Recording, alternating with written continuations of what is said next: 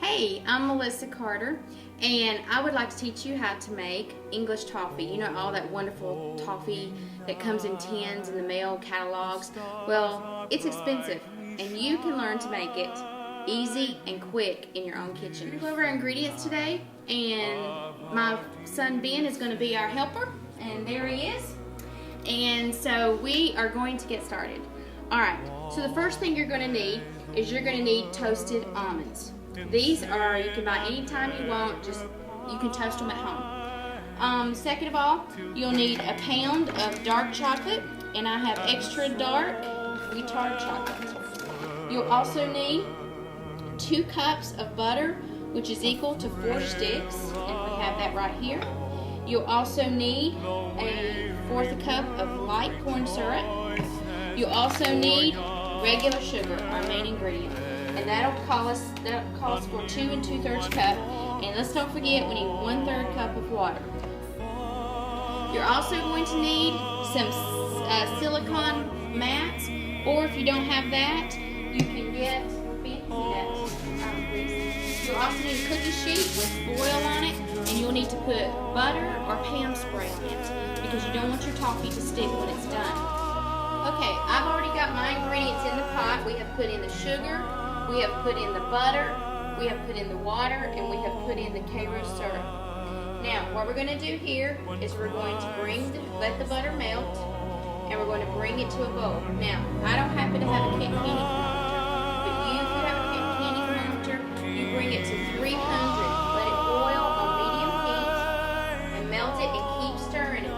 You may need to brush the sides around the pot to make sure the sugar does not crystallize. You'll also, if you don't have a candy thermometer, you will need to get a bowl of ice water and put it directly beside your pot here. Now this is going to take quite a few minutes to boil and to cook. So we're going to just keep stirring and keep stirring. Now if you get a thin film of butter on top of your sugar mixture, you need to stir a little bit vigorously to mix it in. You do not want the butter to settle on top of the sugar. You want it to be incorporated and mixed in. So what we're going to do is we are just going to keep stirring and stirring and stirring until it starts boiling. And you're going to probably let it, once it comes to a boil for about 5 minutes. And then we're going to do a check test, and we're going to try to take this all the way to hard candy stage. Now hard candy stage is what makes the candy crunchy. We are still cooking, and you really need to watch your candy. It has not started boiling yet, but it looks like a sugary syrup, and it looks so buttery. Now, what you're going to do, when it does start reaching the 300-degree stage, and starts getting that cracky and sticky, whatever, you really have to watch, because from that point on, it will start to cook quickly, and you definitely don't want to score your candy. So we're going to stir some more. We'll see in just a sec. Okay, now we are still stirring. It has just started to boil, and it looks very foamy. We're still stirring. So we're going to look at our timer, and we are going to try to get it in 5, check it at maybe 3 minutes, and then check it again at 4 minutes, check it again at 5 minutes, and see how the consistency is coming. Okay, we are going to show you what this looks like. So if Ben, if you'll put the camera over here, we can show you what the mixture is looking like in our pot. It is a foamy, thick consistency, and it has been boiling now for about 1 minute. Okay. Okay, we are still cooking, so it's going to take a few minutes, and we are getting a really good consistency. You want to be sure to scrape the sides. Now, you will also need a greased pizza cutter or a knife. You also need a greased spatula or something you can spread the candy out with when it's done. And I'm sorry, I should have told you that in the beginning, but if you have a helper like Ben, they can get it ready for you. Alright, so here's what softball stage looks like. It is a very soft, you can mold it, and it's still sticky, but you can mold it, and so it's not quite ready yet.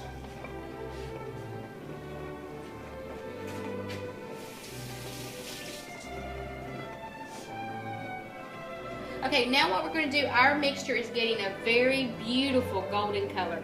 So we're going to show you what this looks like so you will have an idea that at this point it's going to really start cooking fast. Alright, so now it is a golden, brownish, beautiful beige color.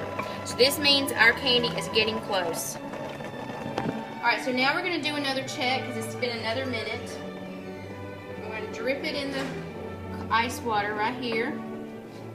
It's still in softball stage, but it is getting harder to touch and is getting more, we can form it easier.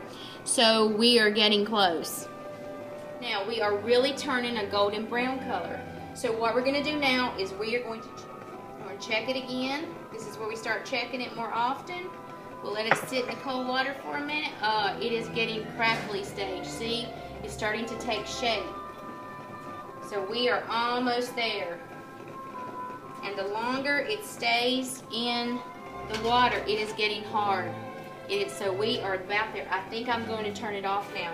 So we're going to turn this candy off, and we are going to stir it. Now here's where you got to be careful about pouring this.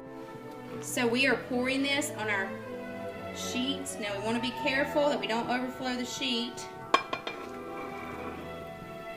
It is really hot. Spread it out. We're going a little bit over the side there.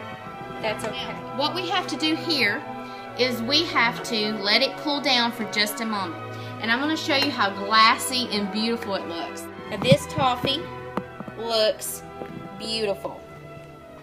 Now it is too hot to touch right now, but in just a moment we are going to score it. So we have our pizza cutter, and I'm just going to test it with the pizza cutter. It is almost ready to score. It will set up very quickly. So what you need to do is just keep testing it, because what happens, we're going to score it a little bit so that it will break when we get ready to put it on our plates and serve. Now you do make sure that your pizza cutter is greased, because if not, you might have some sticky stuff going on.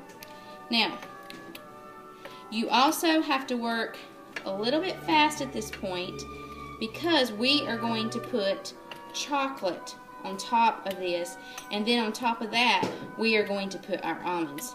So what we're going to do is take our chocolate chips, because it's hot, and let me show you first what this looks like before I sprinkle the chocolate on the other one. You have the toffee is scored, and it looks like the piece is already cut, so when that hardens it will break. So what we're doing here is we are sprinkling chocolate chips on the toffee. The heat is going to melt these chocolate chips. So you want to sprinkle, it says a pound, and this is not quite a pound, but it's going to be just enough, I think. Ben's going to use some of that. And the heat is going to melt the chocolate. Okay, the next thing that you want to do is you want to put your almonds on there. So what we're going to do is we're going to take our toasted almonds, and I've got sliced toasted almonds.